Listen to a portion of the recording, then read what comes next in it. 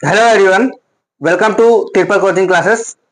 आज हम प्रकाश अध्याय के एक नए टॉपिक प्रकाश के माध्यम के विषय में चर्चा करेंगे। पिछले वीडियो में हमने प्रकाश होते गए हैं, प्रकाश के स्रोत क्या होते हैं, प्रकाश कहाँ कहाँ से प्राप्त होता है और प्रकाश के गुण क्या होते हैं, इसके बारे में हमने चर्चा कर लिया था। आज की वीडियो में हम प्रकाश के माध्यम क्या होते हैं, प्रकाश के माध्यम के विषय में चर्चा करेंगे।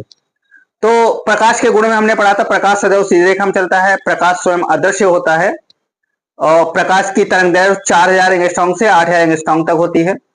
आज प्रकाश विद्युत चुंबकीय तरंगों के रूप में चलता है। आज हम प्रकाश के माध्यम के विषय में पढ़ेंगे कि प्रकाश के माध्यम क्या होते हैं। तो प्रकाश जिन माध्यमों से होकर गुजरता है, प्रकाश जिन माध्यमों से होकर गुजरता है उन माध्यमों को प्रकाशिक माध्यम कहते हैं। तो प्रकाश जिन माध्यमों से होकर गुजरता है उन्हें प्रकाशिक माध्यम कहते हैं। प्रकाश के निम्नलिखित 3 माध्यम होते हैं, इन्हें 3 भागों में वर्गीकृत किया गया है। प्रकाशिक माध्यमों को 3 भागों में वर्गीकृत किया गया है। एक पारदर्शी माध्यम, एक पारदर्शक माध्यम, दूसरा अपारदर्शक माध्यम और तीसरा पारभाषक माध्यम।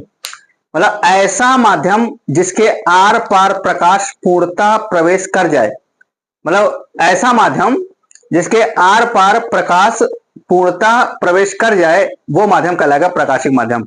जैसे हम बात करें, जैसे मान लेते हैं एक बाल्टी है और उस बाल्टी में अगर आप पानी भरो, जैसे मान लेते हैं 20 लीटर की बाल्टी है और इस बाल्टी में हम पानी भरें, एक जल भरें, और वो जो जल है वो जल एकदम स्वच्छ जल है, एक साफ जल है। और उस पानी में, उस बाल्टी से भरी पानी से भरी जो बाल्टी है उसमें अगर एक सिक्का डाल दें तो हमें वो सिक्का पूर्ण रूप से स्पष्ट तरीके से दिखाई देता है कि वो सिक्का 2 रुपए का है, वो सिक्का 5 रुपए का है या वो सिक्का 10 रुपए का है। इसका मेन कारण यह है कि प्रकाश स्वच्छ जल में, साफ पानी में प्रकाश पूर्णतः प्रवेश कर जाता है। तो ऐसा माध्यम जिसके आर पार प्रकाश पूर्णतः प्रवेश कर जाए वो कहलाता है प्रकाशिक माध्यम। जैसे एक ऐसा कांच जिसके आर पार, जैसे खिड़कियों में जो कुछ कांच लगे होते हैं, जिसके इस पार अगर कोई व्यक्ति खड़ा हुआ है तो उसके उस पार अगर कोई वस्तु रखी हुई है या कोई वस्तु है तो हमें स्पष्ट तरीके से दिखाई देती है। इसका मतलब यह है कि प्रकाश एक इस पार से उस पार पूर्ण रूप से जा पा रहा है, और ऐसे माध्यम को कहते हैं प्रकाशिक माध्यम। तो प्रकाशिक माध्यम के बाद एक दूसरा माध्यम पढ़ेंगे हम, पारदर्शक माध्यम। पारदर्शक माध्यम के बाद हम पढ़ेंगे अपारदर्शक माध्यम।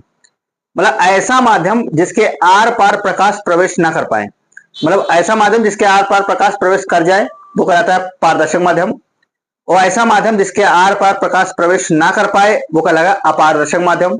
जैसे जैसे लकड़ी के आर पार प्रकाश प्रवेश नहीं कर पाता है। इसके अलावा दीवाल के, अगर मान लेते हैं इस कमरे में अगर प्रकाश है, प्रकाश की उपस्थिति के कारण ही आपको कोई वस्तुएं दिखाई दे रही, सारी दिखाई दे रही, लेकिन मान लेते हैं इस कमरे के बाहर जो बगल में जो रास्ता है, उस रास्ते में इस समय अगर रात में 9 बजे की बात करें तो रात में 9 बजे इस रास्ते में सूर्य का प्रकाश ना होने के कारण, कोई भी लाइट ना जलने के कारण इसमें इस रास्ते में अंधेरा अंधेरा है।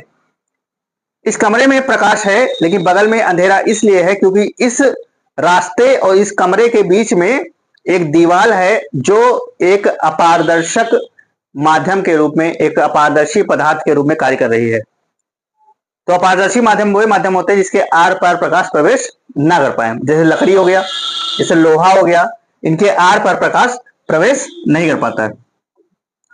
इसके अलावा जिन माध्यमों से प्रकाश का केवल कोई भी भाग गुजर नहीं पाता है, मतलब ऐसे माध्यम जिनसे कोई भी भाग गुजर नहीं पाता है प्रकाश का, उन्हें कहते हैं अपारदर्शक माध्यम, जैसे लकड़ी और जैसे लोहा। पारभाषक माध्यम क्या होते हैं? जिन माध्यमों से प्रकाश का केवल आंशिक भाग ही गुजर पाता है, जिन माध्यमों से प्रकाश का केवल आंशिक भाग ही गुजर पाता है उसे कहते हैं पारभाषक माध्यम। जैसे आप लोगों ने देखा होगा कि जो खिड़कियों में, जो ऑफिस में, कभी बैंक आप गए होंगे तो बैंक में देखा होगा या किसी कंपनी में जाएंगे तो आप देखेंगे कि ये जो मैनेजर का जो ऑफिस होता है, तो उस ऑफिस में जो खिड़की लगी होती है, जो दरवाजा लगा होता है, उस पर जो ग्लास लगा होता है, उस पर जो कांच लगा होता है, तो ऑफिस के अंदर कोई है ये पता चलता है, लेकिन ऑफिस के अंदर कौन है ये स्पष्ट तरीके से पता नहीं चलता है, क्योंकि इस पार से उस पार प्रकाश पूर्ण रूप से नहीं जा पाता है। और इसका मेन कारण यह है कि जो ऑफिस के बाहर जो कांच लगा हुआ है, वो कांच धुंधला होने के कारण, खुरदुरा होने के कारण पूर्ण रूप से प्रकाश इस बाहर से उस पार नहीं जा पा रहा है। तो पारभाषक माध्यम एक ऐसा माध्यम होता है जिसके आर पार प्रकाश पूर्ण रूप से ना जा पाए, केवल आंशिक रूप से ही प्रकाश जा पाए। इसीलिए क्या होता है कि ऑफिस के अंदर जब हम देखते हैं तो हमें पता चलता है कोई है, यही पता चलता है कि महिला है या पुरुष है, लेकिन ये नहीं पता चलता है कि वो महिला या वो पुरुष कौन है। इसका मेन कारण यह है कि पूर्ण रूप से प्रकाश प्रवेश न करने के कारण हमें इसका स्पष्ट प्रतिबिंब दिखाई नहीं देता है। तो एक बार फिर से रिवाइज कर लेते हैं, प्रकाश का माध्यम कौन कौन से होते हैं। तो प्रकाश जिन माध्यमों से होकर गुजरता है उन्हें प्रकाशिक माध्यम कहते हैं। प्रकाश के तीन भागों में इसे वर्गीकृत किया गया है, एक पारदर्शक माध्यम, एक अपारदर्शक माध्यम और एक पारभाषक माध्यम। पारदर्शक माध्यम क्या होता है? जिन माध्यमों से प्रकाश